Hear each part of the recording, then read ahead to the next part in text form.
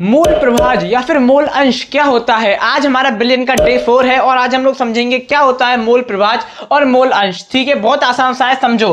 Definition को बाद में देखेंगे, पहले चित्र से समझेंगे, डेफिनेशन ऑटोमेटिक याद हो जाएगी। देखो हमने क्या लिया, एक पात्र लिया और पात्र में क्या भर लिया, बिलियन भर लिया। बिलियन का मतलब क्या है, बिले plus black is equal two billion. तो हमने एक पात्र में बिलियन भर लिया। अब इस बिलियन के अंदर कुछ घटक हैं, जैसे कि एक घटक ए है, एक घटक बी है। हमने इस बिलियन के अंदर दो घटक मान लिए। आप 3 भी मान सकते हो, 4 भी मान सकते हो, 5 भी मान सकते हो, कोई दिक्कत की बात नहीं है। लेकिन हमने कितने घटक माने, दो घटक माने। मैंने क्या बोला, बिलियन है, बिलियन के अंदर क्या है, दो घटक हैं, एक घटक ए है, एक घटक बी है। ठीक है, और जो घटक आपका ए है उसके कुछ मोल होंगे, कुछ मोल तो होंगे ना।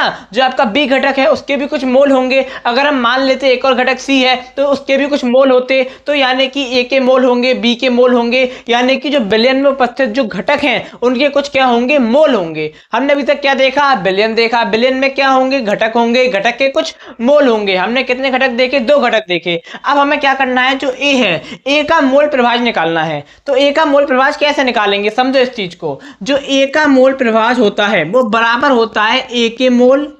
ए का मोल प्रभाज बराबर होता है ए के मोल, यानी कि जिसका मोल प्रभाज निकालना है वो उसके बराबर है अपॉन में कुल घटक के मोल। अब जो पूरा बिलियन है उसके अंदर कितने घटक हैं, ए है, बी है, सी है, डी है, तो सब घटक का मोल कर दिया, सबको जोड़ दिया और ऊपर क्या लिखा, ए के मोल। अब समझो, जो आपका मोल प्रभाज अथवा मोल अंश होता है उसको काई ए से दर्शाते हैं। काई बोलो या एक्स बोलो, कोई दिक्कत की बात नहीं है। तो काई ए बराबर, हमें ए का मोल प्रभाज निकालना है, तो काई ए बराबर एन ए। अभी एन क्या है, एन मोल, ए क्या है, घटक है, तो क्या हो गया, ए का मोल हो गया। ठीक है ना, ए का मोल अपॉन में n A plus n B, यानी कि ए का मोल, बी का मोल। अगर और एक और सी होता घटक तो हम क्या कर देते, एन सी, सी का मोल। ठीक है, इस प्रकार से सबके मोल कर देते, तो आपके यहाँ पर क्या निकल के आ जाती, जो मोल प्रभाज है, मोलों की जो मोल प्रभाज है वो निकल के आ जाता। अब यहाँ पर हम जानते हैं एन बराबर क्या होता है, भार बटे अणु भार होता है। ये तो आप जानते ही हो, अगर कोई न्यूमेरिकल लगाओगे तो इसको लगा दोगे, कोई दिक्कत की बात नहीं है। अब मान लो हम इस घटक के अंदर बी का मोल प्रभाज निकालना है,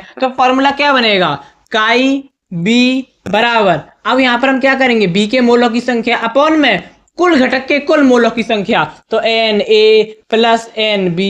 ठीक है, अगर मान लो यहाँ पर एक और सी घटक है तो हम क्या कर देंगे, प्लस एन सी। ठीक है, इस प्रकार से कर देंगे तो आपका क्या बन जाएगा, पूरा फॉर्मूला बन जाएगा। तो आपको याद रखना है क्या होता है मोल प्रभाज, तो किसी घटक का मोल प्रभाज बिलियन में उपस्थित उस घटक के मोलों की संख्या तथा कुल घटक के मोलों की संख्या के अनुपात को, कुल घटक के मोलों की संख्या के अनुपात को मोल प्रभाज कहते हैं। आशा करता हूं कि आपको समझ में आ गया होगा। जल्दी से आप क्या करिए, इसका स्क्रीनशॉट ले लीजिए और हम लोग चलेंगे फिर डे 5 में। ठीक है, कल मिलेंगे डे 5 में, तब तक के लिए धन्यवाद।